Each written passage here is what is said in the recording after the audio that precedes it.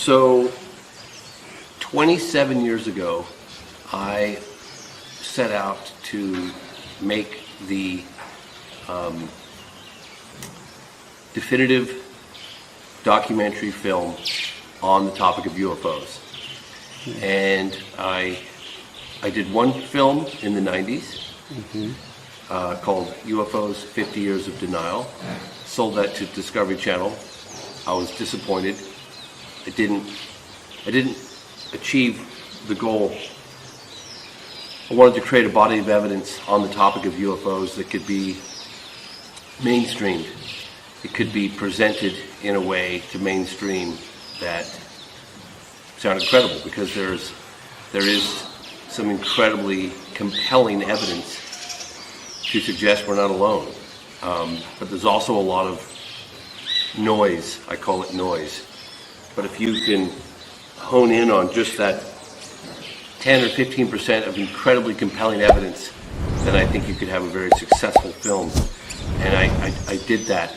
I attempted to create a seminal documentary, feature-length documentary on the topic of UFOs. I tried for the first film, 50 Years of Denial, then I tried with Out of the Blue, pretty good film. Then I did Out of the Blue Director's Cut, spent a couple more years on that. Then I did another film with Leslie Kane called I Know What I Saw, two-part, two-hour special for the History Channel, A&E. But I never really felt satisfied. You know, when you have a concept in your mind and you set out to achieve that, and then ultimately the realization is, are you satisfied? And I never was. And so I kept pushing harder and trying to learn from my previous mistakes and what I could do to create a better film. And then I took all of those things that I'd learned from the past and created the phenomenon, which took me almost 8 years from concept to completion. And I'm very, very proud of that body of work. It's done incredibly well in the United States. It's still making its way out into the world.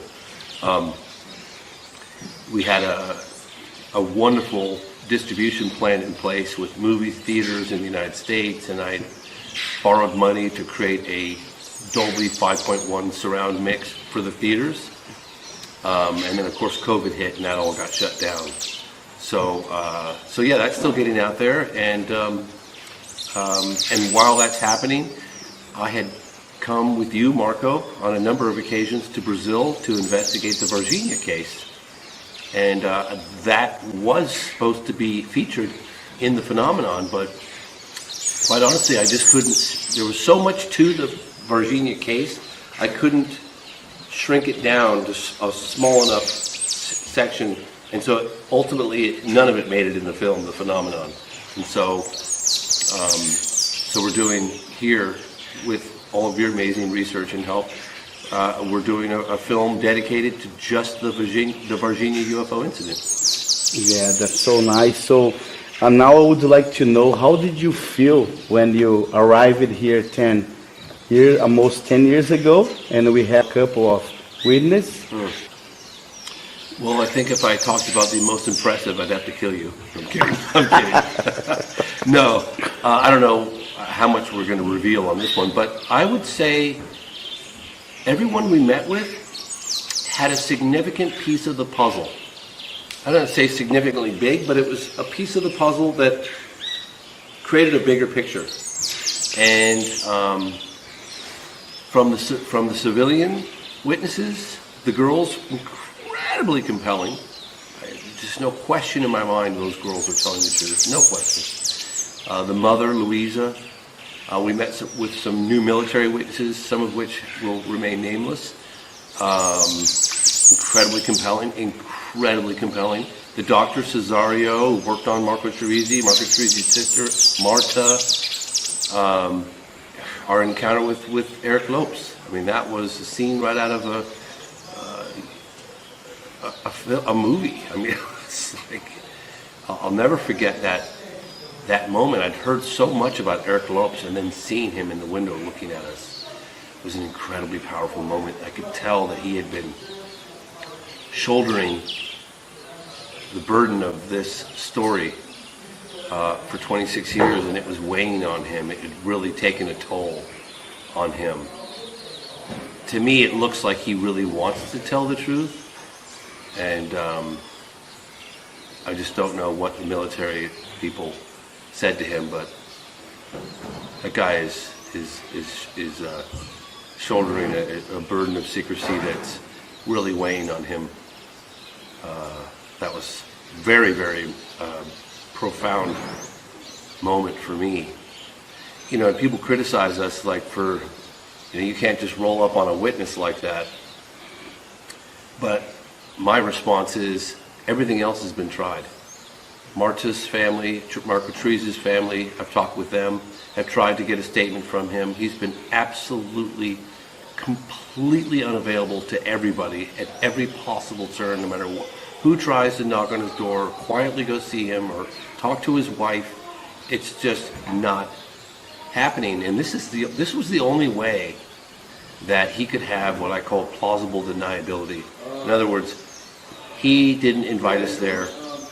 He didn't violate his security oath by making whatever statement he made to us. He told us to leave. He did exactly what he was told to do. So honestly, I think that doorstepping Eric Lopes was pretty much the only option left. So. Perfect. Now we have some questions here from the Hangar 18 podcast. In general terms, what do you think about or feel about this case? You know, if you approached the average citizen, no matter where, and said, hey, do you believe a UFO crashed and aliens survived and were walking around a town in broad daylight, I think everyone would look at you and assume that you need to up the dose of your medication, because it's such a fantastic story, and it's hard to imagine how that event could take place and the whole world not know about it. But this is my fourth time here, and I'm not out here chasing rainbows. I'm convinced that something truly otherworldly took place here in Varginha. And I would like to have more solid connection between the crash site and the beings, but I think we made some progress on that on this trip. In your research, did you manage to discover any news clues about it? Oh yeah. Oh yes. Yeah. Definitely. Yes, we broke new ground with Marco. Marco has been incredibly persistent and so grateful for all Marco's efforts. Absolutely couldn't do it without him. No way. And it's been I always say when Marco and I get together, magic happens. And magic definitely happened on this trip. Thank you, James. And how do you think this incident in Varginha is seen internationally? I think 5 years ago, people would think you're out of your mind. I really do. Because it's just too unbelievable. You know, having live alien, like, how could that possibly have been covered up? But, and I'm just gauging this from my own research and reactions I've had from people around me for the last 27 years. People are actually like, this is starting to pique their interest. Like, well, you know, if James is over there taking it seriously, gosh, we want to know more. And I think, you know, the Pentagon coming forward, talk of crash and retrieval of bodies and materials, I think the public is much more open to the possibility of it today than they were even just a few years ago. Do you have any idea when this documentary will be realized? Yeah, probably March of next year, March of 2022. So can you tell us a little bit about Eric Lopes? Yes, I have, ever since meeting Marta the first time, and chasing Marta down was quite a story. We were like literally knocking on doors and approaching strangers in the street. I mean, it was, you know, quite funny. But Marta agreed to meet with, we found her, and she agreed to meet with us. And she was just begging me to go and try and and contact Eric Lopes. I mean, at the time, like 8 years ago. And so it's been in my mind for a while. I've wanted to track this guy down because he clearly has a significant piece of the story. Significant piece of the story. But everyone I talked to said that Eric won't talk with anyone, and every single attempt has been futile. And this time around, we met with the former police sergeant because the mayor, Senor Verge, made some phone calls on our behalf and connected us with a local politician, Homolo. Yeah. And Homolo has known Eric Lopes since they were children. I mean, since the 80s. And so he agreed to take us to Eric's house. And like, you know, anyone who wants to criticize the fact that we doorstepped him, fair enough, but I'll tell you, there was no other option. Eric's not going to meet with anyone, not even the family of Marco Teresi, so why the hell would he meet with me? So we doorstepped him. And I think the statement we got from him is going to be well worth our efforts. And I don't think that the military is going to come after him at all because he was doorstepped. He did not cooperate with us. He didn't want to cooperate with us. He told us to leave, and he threatened to shoot us all a couple times. Yeah. Yeah. So, do you notice any strange movements or where you stopped by politicians or police during the filming in other experiences that you have filming? I only had a couple of weird encounters when I was investigating a case back in 2009 in Texas, Stephenville, Texas. There was some weird stuff going on out during that time. People were spooked, myself included. Wow. But no, I mean, people say, oh, you know, you got men in black shit. No, I've never had that. I've talked to a lot of witnesses who have, that I believed, but I haven't. Yeah. I mean, I'm not stupid. I'm sure that they're paying attention to what I'm doing because I'm certainly stirring up the pot back in the United States, that's for sure. Mm-hmm. You know. Do you think the American and Brazilian governments may have worked together to stifle or bury this case? Yes. So, I believe that the Americans were involved. I suspected that, but everyone I spoke with, that was one of the questions right out of my mouth. Like, where did this stuff go? Where did the debris go? Were the Americans involved? And just about everyone across the board said, Os Estados Unidos.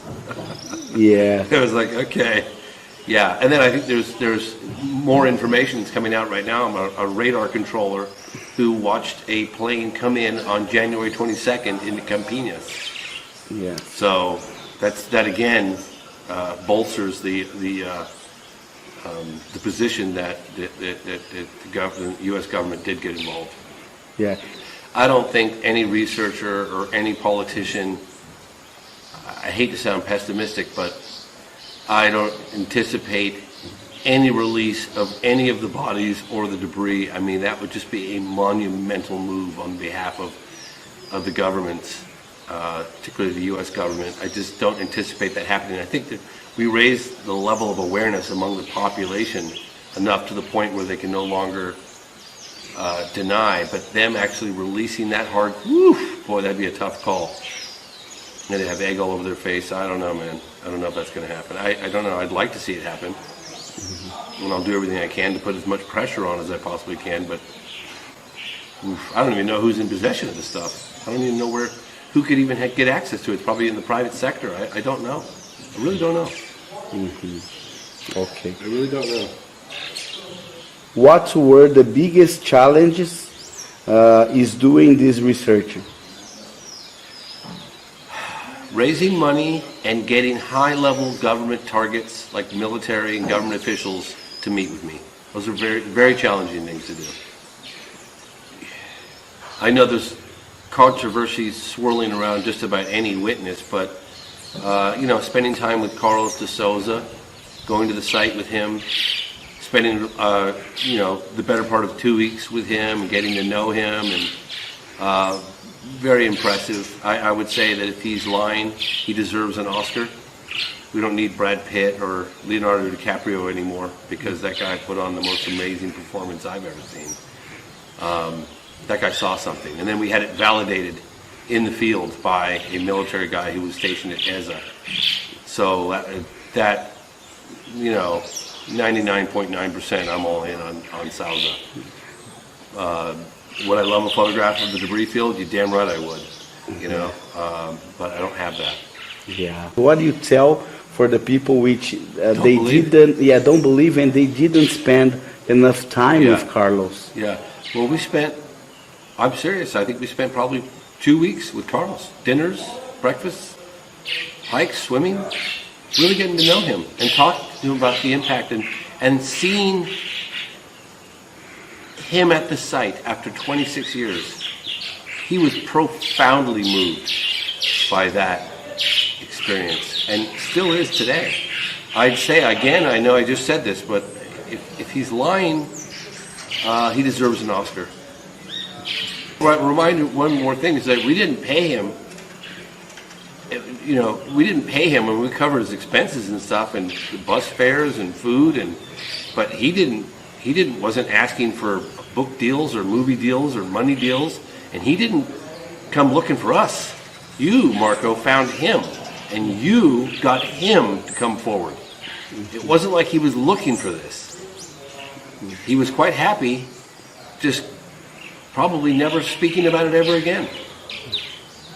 And we had a really great report from kind of military from the ESA. Yes. And Military X. Yeah. This guy was there, and this guy saw the body, and there's no question about it.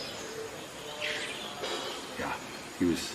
And it's funny, I was gauging the level of interest from our audio guy Guy, and he, even with the girls, he was like, it's interesting, but And when he heard that guy, he said 100%. There's not a shred of doubt in my mind that military guy experienced what he experienced. Yeah, they absolutely. I mean, we've heard what they've said to the witnesses. We've heard firsthand. I mean, we met with them, but evidence is a whole new level. They do not. Whoever covered the story up doesn't want this stuff coming out. Okay, so all I can say is that we have located a couple potential pieces of evidence and offered a significant financial contribution for compensation for it. Yeah. Now, that's about it. About the footage that you saw in Nevada, and then can you tell us a little bit how happened and how was this? Yeah, well, if anyone wants a really detailed account, I did it on Logan Paul's show in Los Angeles. So if you look up James Fox on Logan Paul, but I will tell you, I was doing my first documentary in the 90s. It was like probably 94, 95, something like that, 94, 95. And I was interviewing a guy that was based, Chuck Clark.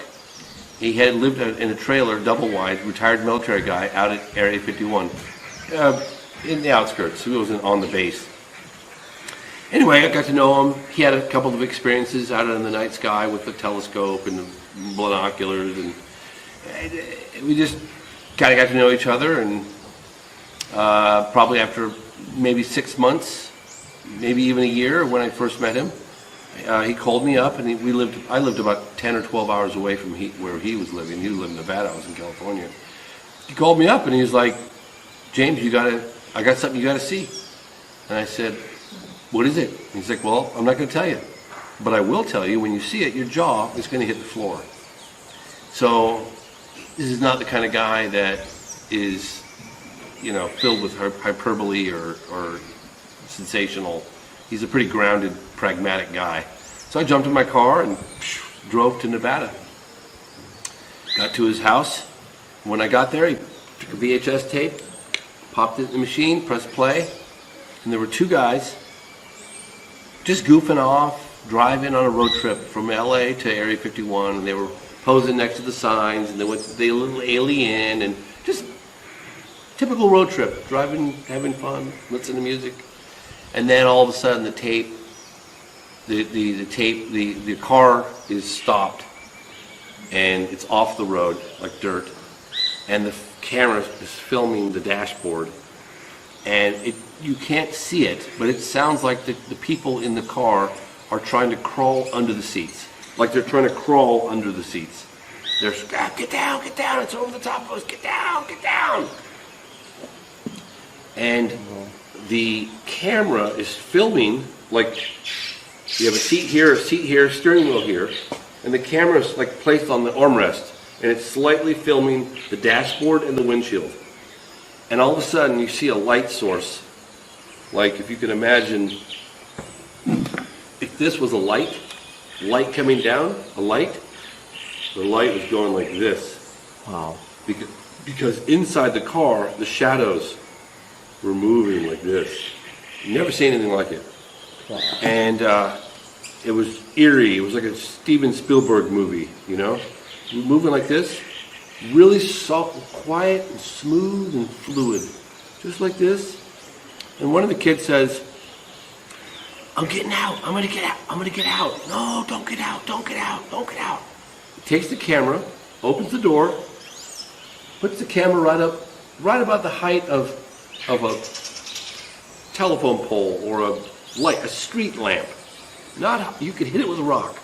There was this perfect disc. Absolutely the most beautiful thing I'd ever seen. And it was like a yellowy orange.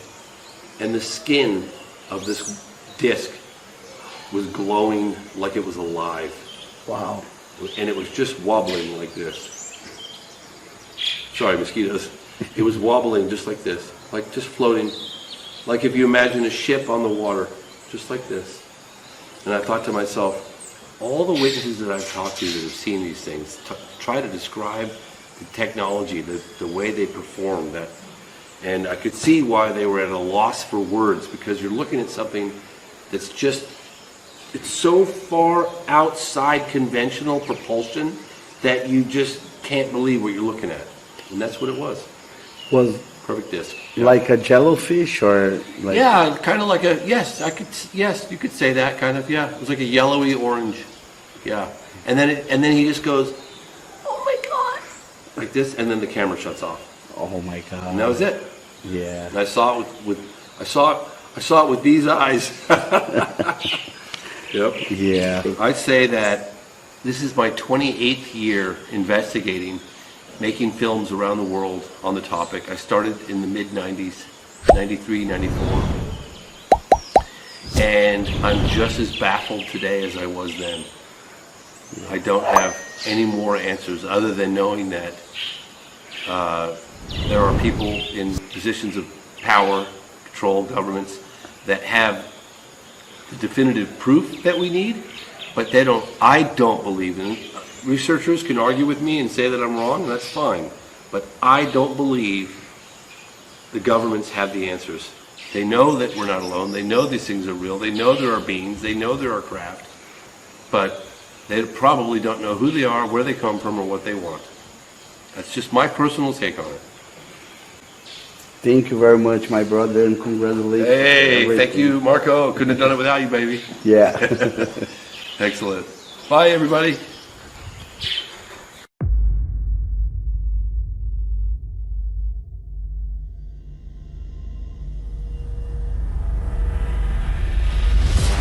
In 1996, the people of Varginha, Brazil, witnessed a UFO event that would change their lives forever. Só que ele planava, ia perdendo lentamente a altitude e ia caminhando. Call it another Roswell, if you will. It is a crashed vehicle that had beings on board. Mas que eles não poderiam admitir a verdade, a população ia entrar em colapso. Nada temos a esconder. Finally, the facts will be revealed. The Varginha case is considered the most well-kept secret in the military circles of Brazil. My objective here is to put some clarity on what took place in Varginha, Brazil, January 1996. 2 seres extraterrestres foram capturados, depois, posteriormente, foram levados para o hospital.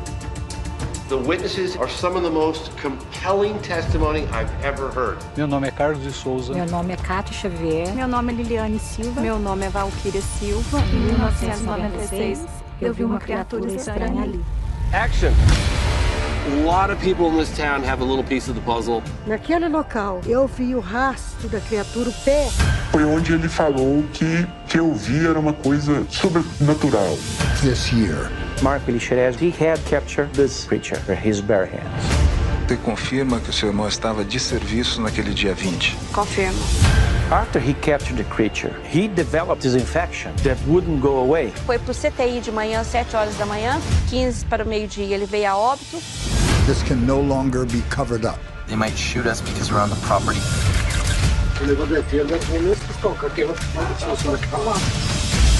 This can't be denied. Bateram na porta e aí eles falaram para mim: ficar quieto, se qualquer iria sofrer uma punição muito severa. This was proof. We pull this off. It'll be the most compelling testimony revealed. Of contact. Aqui, ó. Foi aqui. This is a level of confirmation that only a handful of people on this planet have.